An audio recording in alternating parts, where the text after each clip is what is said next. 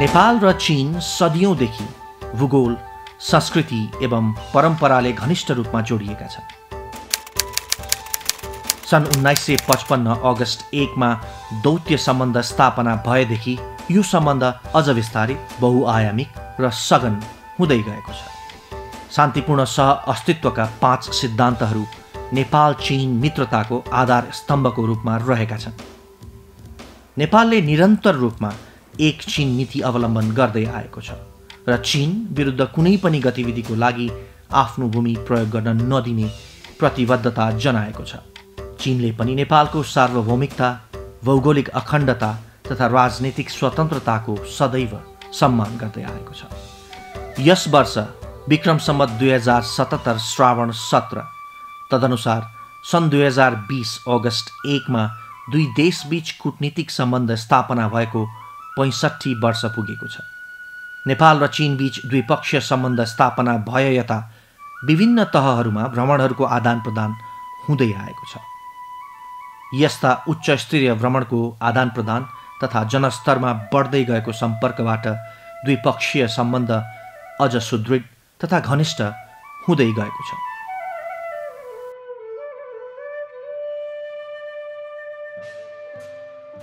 नेपाल र चीन बीच पहिलो उच्च स्तरीय भ्रमणको रूपमा तत्कालीन प्रधानमन्त्री टङ्कप्रसाद आचार्यले विक्रम सम्वत 2014 असोज 10 देखि 22, तदनुसार सन् 1956 सेप्टेम्बर 25 देखि अक्टोबर 7 सम्म औपचारिक भ्रमण गर्नुभएको थियो। त्यसैगरी चीनका तर्फबाट प्रधानमन्त्री चाउ एन लाईले विक्रम सम्वत 2014 असार 12 देखि 16, तदनुसार सन् 1957 जुन 25 देखि 28 मा नेपालको औपचारिक भ्रमण गर्नुभएको थियो। तत्कालीन प्रधानमन्त्री विश्वेश्वर प्रसाद कोइरालाले विक्रम सम्वत 2016 फागुन 28 देखि चैत्र 8, तदनुसार सन् 1960 मार्च 11 देखि 21 सम्म चीनको औपचारिक भ्रमण गर्नुभएको थियो। सो भ्रमणको अवसरमा उहाँले चिनिया कम्युनिस्ट पार्टीका अध्यक्ष माओ त्से तुङ, चीनका राष्ट्रपति लिउ साओचीसँग भेट गर्नुभएको थियो भने प्रधानमन्त्री चाउ एन लाईसँग वार्ता गर्नुभएको थियो। सो भ्रमण पश्चात संयुक्त वक्तव्य जारी गरिएको थियो, जसमा चाउ एन लाई नेपाल आउनुभएको बखत दुई देशबीच शान्ति तथा मैत्री सन्धिमा छलफल एवं हस्ताक्षर गर्न एवं दुवै सरकारले काठमाडौँ र पेकिङमा राजदूतावास स्थापना गर्न सहमति भएको थियो। उक्त भ्रमणका अवसरमा हस्ताक्षर सम्पन्न नेपाल र चीन बीचको सीमा सम्झौता, Agreement between the Government of the People's Republic of China and His Majesty's Government of Nepal on the question of the boundary between the two countries मा नेपालको तर्फबाट प्रधानमन्त्री विश्वेश्वर प्रसाद कोइराला र चीनको तर्फबाट प्रधानमन्त्री चाउ एन लाईले हस्ताक्षर गर्नुभएको थियो। चीनका तर्फबाट प्रधानमन्त्री चाउ एन लाईले विक्रम सम्वत 2017 वैशाख 14 देखि 17, तदनुसार सन् 1960 अप्रिल 26 देखि 29 मा नेपालको औपचारिक भ्रमण गर्नुभएको थियो। सो अवसरमा विक्रम सम्वत 2017 वैशाख 16, तदनुसार 1960 अप्रिल 28 मा नेपाल र चीन बीच शान्ति तथा मैत्री सन्धि Treaty of Peace and Friendship between the People's Republic of China and the Kingdom of Nepal मा नेपालको तर्फबाट प्रधानमन्त्री विश्वेश्वर प्रसाद कोइराला र चीनको तर्फबाट प्रधानमन्त्री चाउ एन लाईले हस्ताक्षर गर्नुभएको थियो। तत्कालीन राजा महेन्द्रले विक्रम सम्वत 2018 असोज 12 देखि 29, तदनुसार सन् 1961 सेप्टेम्बर 28 देखि अक्टोबर 15 मा मित्र राष्ट्र चीनको राजकीय भ्रमण गर्नुभएको थियो। सो अवसरमा विक्रम सम्वत 2018 असोज 19, तदनुसार अक्टोबर 5, 1961 मा सम्पन्न नेपाल र चीन बीच सीमा सन्धि boundary treaty between the people's republic of China and the kingdom of Nepal मा नेपालका तर्फबाट राजा महेन्द्र तथा चिनिया राष्ट्रपति लु साओचीले हस्ताक्षर गर्नुभएको थियो। तत्कालीन प्रधानमन्त्री कीर्तिनिधि विष्टले विक्रम सम्वत 2029 कार्तिक 30 देखि मङ्सिर 10, तदनुसार सन् 1972 नोभेम्बर 15 देखि 25 एवं विक्रम सम्वत 2035 असोज 11 देखि 18, तदनुसार सन् 1978 सेप्टेम्बर 27 देखि अक्टोबर 4 सम्म चीनको औपचारिक भ्रमण गर्नुभएको थियो। तत्कालीन राजा वीरेन्द्र तथा रानी ऐश्वर्यले सन् 1973, 1993 एवं सन् 2001 मा चीनको राजकीय भ्रमण गर्नुभएको थियो।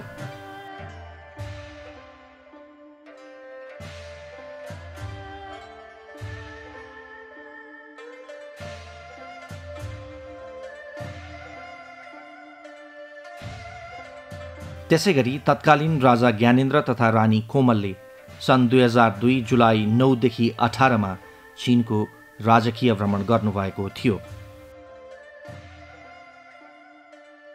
चीनका राष्ट्रपति जियांग जमिनले विक्रम सम्वत 2053 मङ्सिर 19 देखि 20, तदनुसार सन् 1996 डिसेम्बर 4 र 5 मा नेपालको राजकीय भ्रमण गर्नुभएको थियो भने प्रधानमन्त्री तहमा झु रोङजीले विक्रम सम्वत 2058 जेठ 1 देखि 3, तदनुसार सन् 2001 मे 14 देखि 16 तथा वेन जियाबाओले विक्रम सम्वत 2068 पुस 30, तदनुसार 2012 जनवरी 14 मा नेपालको औपचारिक भ्रमण गर्नुभएको थियो।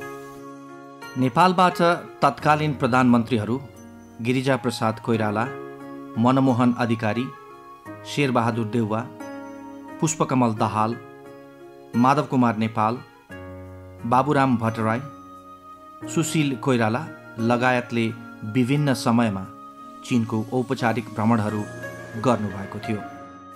सुधार र खुलापन प्रक्रियाको नेतृत्व गरी चीनलाई आधुनिकीकरणको दिशामा डोर्याउने युगान्तकारी नेता तत्कालीन उपप्रधानमन्त्री देङ स्याओपिङले 3 देखि 6 फेब्रुअरी 1978 मा नेपालको भ्रमण गर्नुभएको थियो।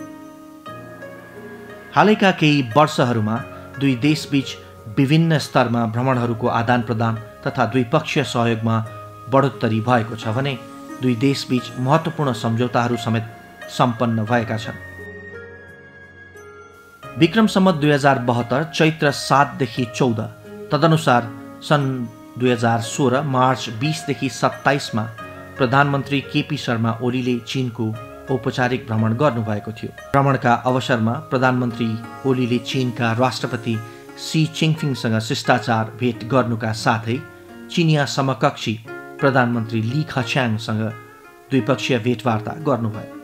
उक्त भ्रमणका अवसरमा अन्य सम्झौता र समझदारीका अतिरिक्त दुई देशबीच दूरगामी प्रभाव पार्ने पारवहन यातायात सम्झौतामा हस्ताक्षर भएको थियो। साथै भ्रमणको अन्त्यमा 15 बुँदे संयुक्त वक्तव्य जारी गरिएको थियो। तत्कालीन प्रधानमन्त्री पुष्पकमल दाहालले बोआओ फोरम फर एसियामा भाग लिने सिलसिलामा विक्रम सम्वत 2073 चैत्र 10 देखि 14, तदनुसार सन् 2017 मार्च 23 देखि 27 मा चीनको भ्रमण गर्नुभएको थियो।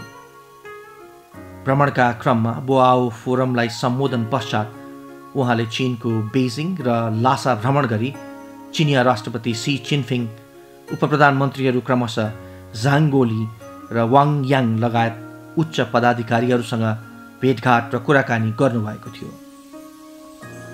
प्रधानमन्त्री केपी शर्मा ओलीबाट विक्रम सम्वत 2075 असार 5 देखि 10, तदनुसार सन् 2018 जुन 19 देखि 24 मा भएको चीनको औपचारिक भ्रमणले द्विपक्षीय सम्बन्ध सुदृढीकरणमा महत्त्वपूर्ण भूमिका खेलेको छ। भ्रमणका अवसरमा प्रधानमन्त्री ओलीले चीनका राष्ट्रपति सी चिनफिङसँग शिष्टाचार भेट गर्नका साथै आफ्ना चिनिया समकक्षी प्रधानमन्त्री ली खच्याङसँग द्विपक्षीय भेटवार्ता गर्नुभयो। यस भ्रमणका अवसरमा नेपाल र चीनबीच सम्पन्न बेल्ट एन्ड रोड इनिसिएटिभ सम्बन्धी समझदारीको कार्यान्वयनमा तीव्रता दिन हिमालयन वार पार बहुआयामिक सम्पर्क सञ्जाल trans Himalayan multi dimensional connectivity नेटवर्कको बृहत्तर फ्रेमवर्कभित्र रही रेलवे, सडक, बन्दरगाह, हवाई मार्ग र सञ्चार जस्ता क्षेत्रमा सहयोग अगाडि बढाउने कुरामा दुवै पक्षबीच सहमति भएको थियो।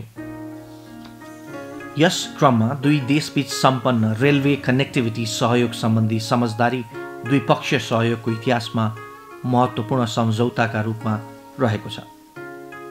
यसका साथै उक्त भ्रमणका अवसरमा ऊर्जा क्षेत्रमा सहयोग सम्बन्धी समझदारी लगायत जम्मा 14वटा विभिन्न द्विपक्षीय सम्झौता र समझदारी पत्रमा हस्ताक्षर भएको थियो। प्रधानमन्त्री ओलीले बेइजिङका अतिरिक्त चीनको स्वशासित क्षेत्र तिब्बतको भ्रमण गरी त्यहाँका नेताहरूसँग भेटवार्ता गर्नुभएको थियो। सन् 2019 द्विपक्षीय भ्रमणको आदान प्रदानका लागि ऐतिहासिक साबित भएको छ। राष्ट्रपति विद्यादेवी भण्डारीबाट विक्रम सम्वत 2075 वैशाख 11 देखि 19, तदनुसार सन् 2019 अप्रिल 24 देखि मे 1 सम्म भएको चीनको राजकीय भ्रमण तथा चिनिया राष्ट्रपति सी चिङफिङको विक्रम सम्वत 2076 असोज 25 र 26, तदनुसार 2019 अक्टोबर 12 र 13 मा भएको नेपालको राजकीय भ्रमणहरूको आदान प्रदानले द्विपक्षीय सम्बन्धमा गुणात्मक अभिवृद्धि भएको छ। चीनको राजकीय भ्रमणको अवसरमा राष्ट्रपति भण्डारीले अन्तर्राष्ट्रिय सहयोगका लागि दोस्रो बेल्ट एन्ड रोड फोरमको उद्घाटन समारोह तथा लिडर्स राउन्ड टेबलमा सहभागी भई उक्त कार्यक्रमलाई सम्बोधन गर्नुभएको थियो। नेपाल जस्तो भूपरिवेष्टित राष्ट्रको सामाजिक आर्थिक विकासका लागि कनेक्टिभिटी सर्वाधिक महत्त्वपूर्ण छ। बढ्दो कनेक्टिभिटीसँगै व्यापार, लगानी, पर्यटन तथा जनस्तरको सम्बन्धको लागि व्यापक अवसरहरूको ढोका खुल्दछ। नेपाल चीन सीमा पार रेलवे लगायत हिमालयन वार पार बहुआयामी कनेक्टिभिटी नेटवर्कको विकासले नेपाल र चीन बीच मात्र नभई यस क्षेत्रका अन्य देशहरूसँग समेत कनेक्टिभिटीलाई प्रवर्धन गर्दछ।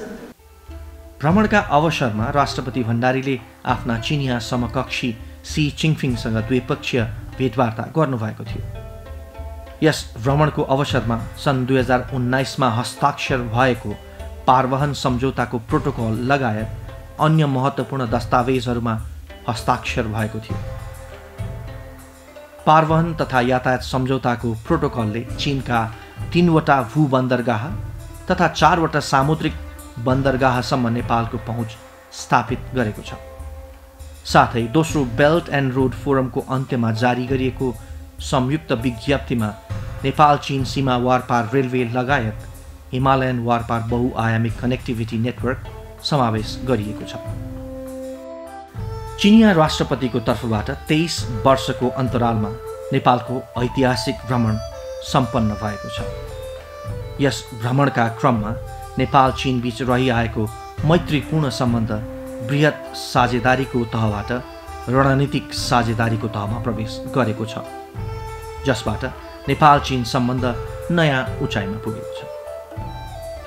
भ्रमणको क्रममा दुई राष्ट्रपति बीच भेटवार्ता पश्चात राष्ट्रपति भण्डारीका तर्फबाट चिनिया राष्ट्रपतिको सम्मानमा रात्रिभोजको आयोजना गर्नुभएको थियो।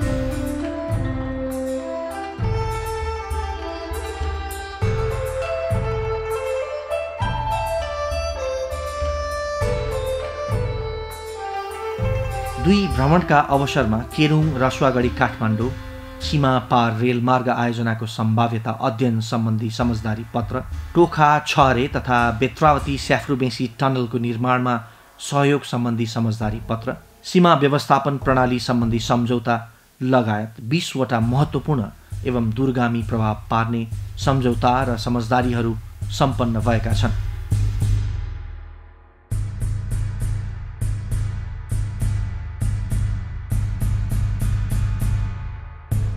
चीनले नेपालको आर्थिक सामाजिक क्षेत्रमा निरन्तर सहयोग गर्दै आइरहेको छ।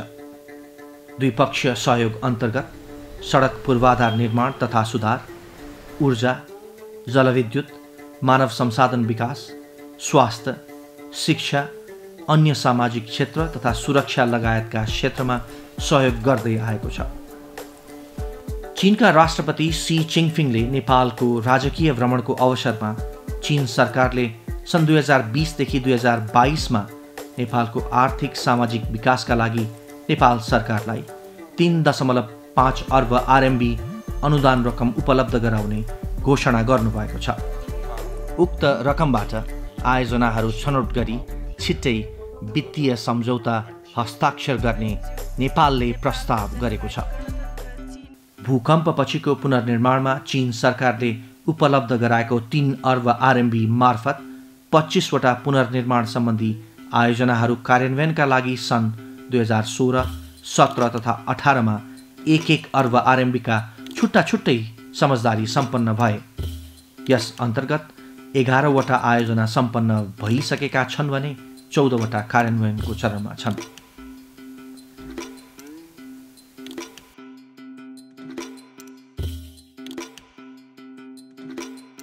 अरनिको राजमार्ग निर्माण तथा मर्मत सम्भार, पृथ्वी राजमार्ग, नारायणगढ मुङलिन सडक, गोरखा नारायणगढ सडक, काठमाडौँ चक्रपथ निर्माण तथा पहिलो चरणको स्तरोन्नति, पोखरा बागलुङ सडक, रसुवागढी तथा तातोपानीमा सीमापार मितेरी पुल, सुनकोशी जलविद्युत तथा विद्युतीय प्रसारण line, BP Koirala memorial cancer अस्पताल भरतपुर, निजामती कर्मचारी अस्पताल काठमाडौँ निर्माण तथा मर्मत, काठमाडौँ र ललितपुरमा खेलकुद परिसर, दशरथ रङ्गशाला पुनर्निर्माण, अन्तर्राष्ट्रिय खेल केन्द्र सातो बाटो पुनर्निर्माण, सशस्त्र प्रहरी बल तालिम केन्द्र निर्माण, सिंहदरबारमा सौर्य ऊर्जा जडान, तातोपानीको सुक्खा बन्दरगाह लगायत चिनिया सहयोगमा सम्पन्न भएका केही महत्त्वपूर्ण आयोजनाहरू हुन्। माथिल्लो त्रिशुली जलविद्युत आयोजना, पोखरा विमानस्थल निर्माण आयोजना, टिमुरे रसुवा सुक्खा बन्दरगाह निर्माण, स्याफ्रुबेसी रसुवागढी राजमार्ग मर्मत तथा सुधार आयोजना, काठमाडौँ चक्रपथ सुधार आयोजना दोस्रो चरण, पुनर्निर्माण अन्तर्गतका बसन्तपुरको नौतले दरबार पुनर्स्थापना आयोजना, काठमाडौँ दरबार स्कुल पुनर्निर्माण आयोजना, सिन्धुपाल्चोक र रसुवा दोलखा सार्वजनिक विद्यालय सुधार आयोजना, नुवाकोट दरबार मर्मत आयोजना आदि नेपाल चीन द्विपक्षीय सहयोग अन्तर्गत चालु आयोजनाहरू हुन्।